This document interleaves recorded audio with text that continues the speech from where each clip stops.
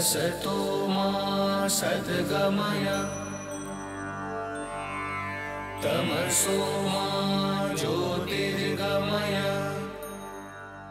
In the sculptures, you will find the way to realize God.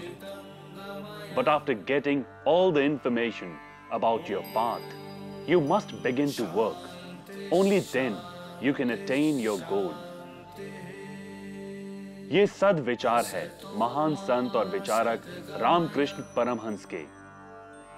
सभी धर्मों पर विश्वास रखने वाले और एकता पर जोर देने वाले रामकृष्ण का एकमात्र मकसद मनुष्य को सत्य से जागरूक कराना था. और इस उद्देश्य को पूरा करने के लिए उन्होंने रामकृष्ण मिशन संस्था का निर्माण किया. रामकृष्ण मिशन सचमुच में एक आध्यात्मिक संस्था है, लेकिन इसकी बाहर की रूप, बाहर का काम दाम समाज सेवा के रूप में दिखा दे रहा है. इसकी स्थापना हुआ 1897 में, 1 मई 1897. This was established by Swami Vivekananda. Swami Vivekananda ने इसकी स्थापना किया. इसकी 2 लक्ष्य इसके सामने रखा. आत्मनो मोक्षार्थम जगत हिताय च.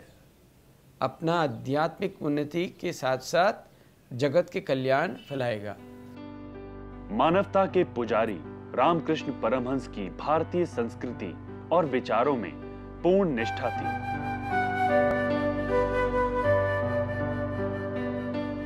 वो आत्ममंथन को ही सत्य मानते थे.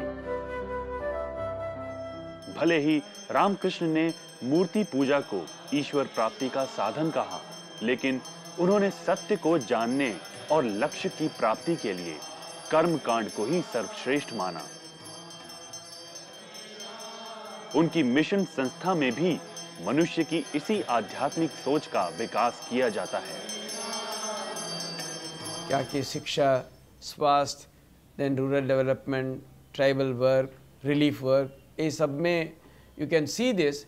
बट लेकिन मूलतः the ideas behind all such activities is spiritual regeneration of man. मनुष्य का आध्यात्मिक जीवन का उन्नति कैसे हम लोग पहुंचा दें, दैट इज अवर आइडिया. मानव हित के लिए रामकृष्ण परमहंस की तर्ज पर ही उनके योग्य शिष्य स्वामी विवेकानंद ने उनके विचारों को आगे बढ़ाया. रामकृष्ण मिशन की स्थापना करने वाले स्वामी विवेकानंद का लक्ष्य लोगों में इस मिशन के प्रति गहरी आस्था जगाना था, ताकि उनके उद्देश्य आम लोगों तक पहुंचे और उनमें दुखी और पीड़ित लोगों के प्रति प्रेम और सेवा भाव जागृत हो.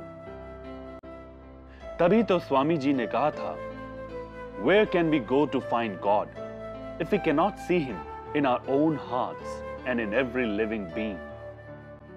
इसके पीछे ये आदर्श है, मनुष्य का अंदर भगवान के देख के सेवा करना. Seeing God in man, Shiva ज्ञान से जीव सेवा. उन्हें रामकृष्ण देव शिक्षा दिया था स्वामी विवेकानंद को. इसके आधार पर हम लोग का सब तरीका सेवा प्रकल्प चलता है.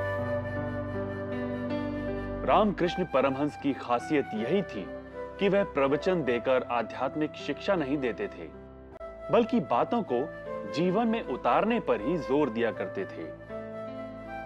थ्रू ऑल दैट जितने बच्चे लोग पढ़ रहे हैं, स्वामी जी चाहते थे गुरुकुल वास शिक्षा, गुरु के साथ रह के जो शिक्षा प्राप्त करेंगे ना, उसके बहुत तारीफ करते थे. इसके अनुसार वी रन सेवरल आवासिक रेजिडेंशियल इंस्टीट्यूशंस जहाँ बच्चे लोग रह के पढ़ते हैं.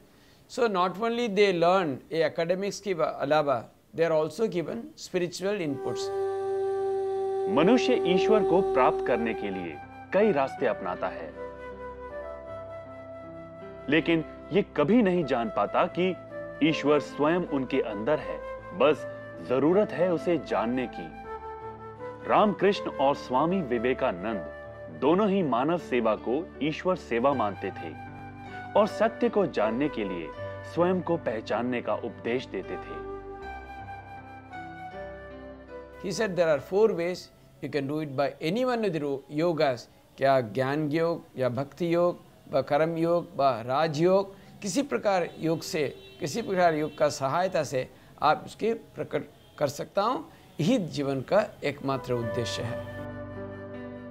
आज भले ही ये महान और गुणी व्यक्ति हमारे बीच ना हो, लेकिन उनके विचारों और गुणों की महत्वता आज भी एक प्रेरणा स्रोत रोशनी की तरह जगमगा रही है और इस मिशन के जरिए सदैव भारतीयों के दिलों में बरकरार रहेगी।